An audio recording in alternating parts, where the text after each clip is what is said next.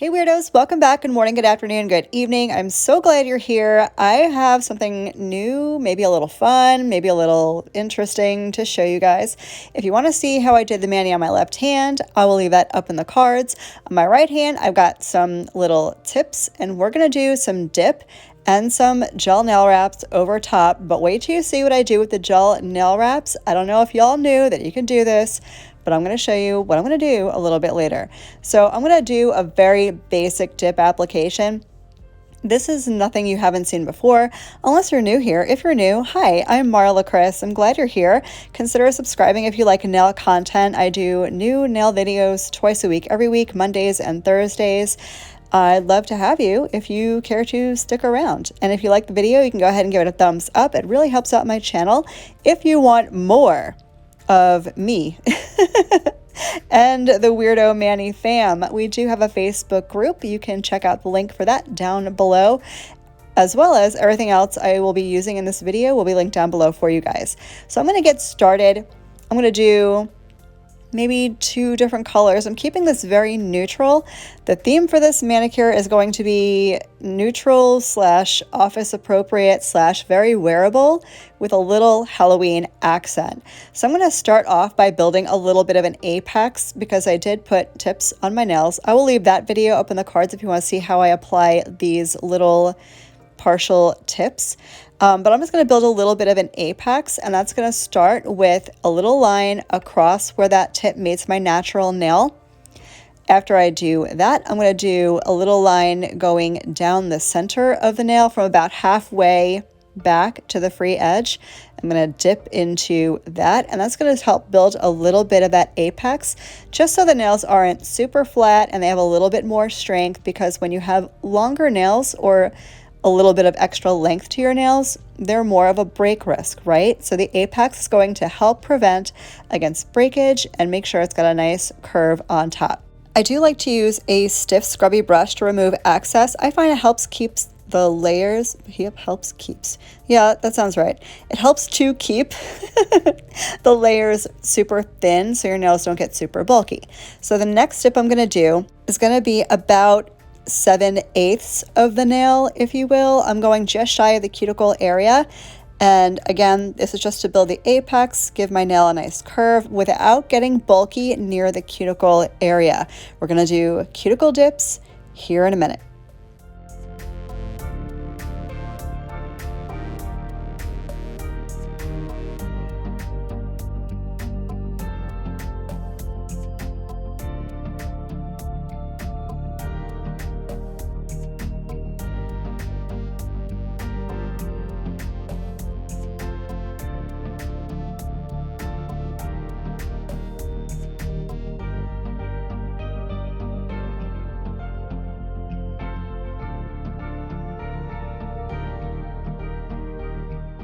You might be wondering why I keep dipping in. I just want to make sure the nail is not wet, that it's completely absorbed with the powder before I go on to the next layer.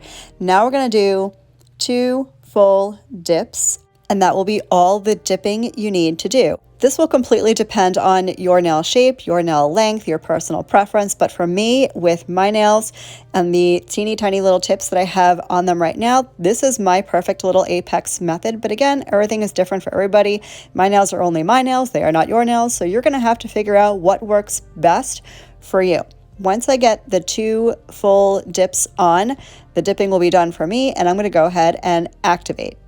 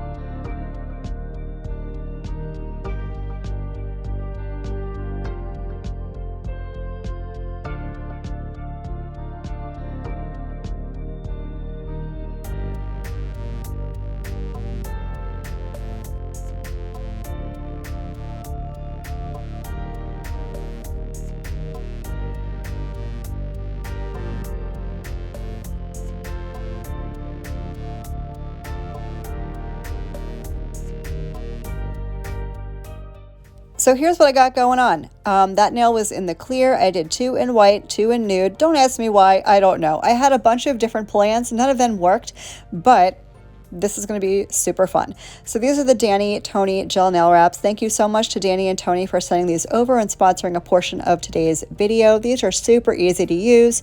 If you want a very explanatory video on how to apply and remove and all the things, I'll leave that up in the cards, but I'm going to slap this on the one accent nail. They do need to be cured. They are semi-cured. They're only like partially cured, so you do have to cure them. I have had a lot of people ask me if these are safe to use if you have gel allergies. Since they are semi-cured, you should be fine. But of course, if you have any sort of irritation after using them, discontinue immediately. So I'm going to get these on. They are very flexible, so you can stretch them and mold them to custom shape your nail. And then I'm going to cure for 60 seconds to make sure they are cured and where they're going to be and they're not going to peel off on me. They do last a good long while. I've kept them on for well over a week with no issues. And then I'm going to show you how to do the cutest little freehand bats. I know a lot of nail art can be super intimidating, but I'm going to break it down and show you how to do it. We're not going to complicate it. It's going to be super beginner friendly.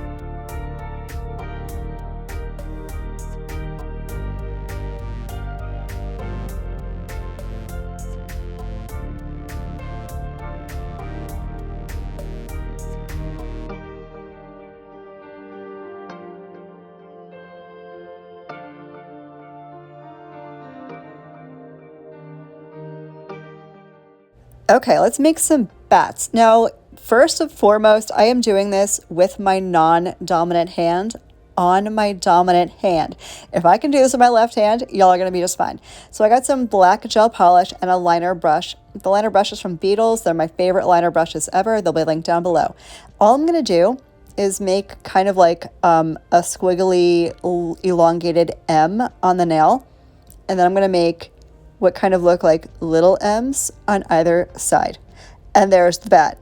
That's it. Just a couple of M's on the nail. They don't have to be perfect. I'm going for bats in the distance, not like an up close bat. That's all I'm going to do. I'm going to make a couple of them on the nail, and then we're going to top coat, and that's literally going to be it. Oh, did I mention that the nail wrap glows in the dark? Wait till you see it with the bats. It looks so super cool.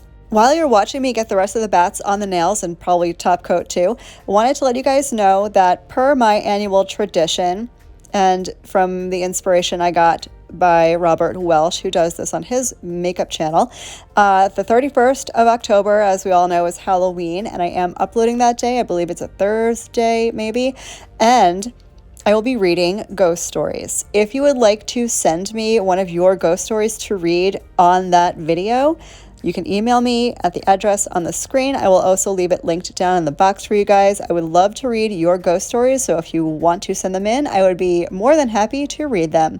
So now that I've gotten all the bats done, I'm going to throw on some top coat, and then we're going to be out the door.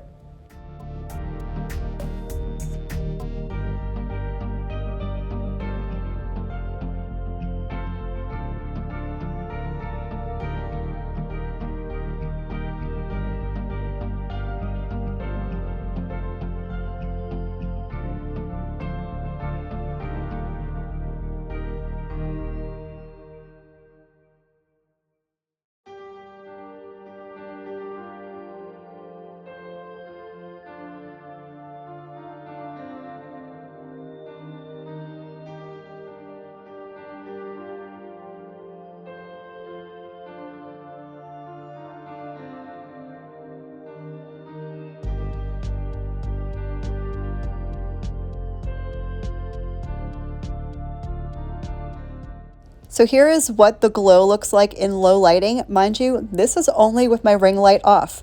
That's it. It's not super dark in my house, although my windows, my blinds are closed, so it's a little bit dark. Anyway, you get the point. I'm going to show you the glow here in just a minute, but this is what the finished look is.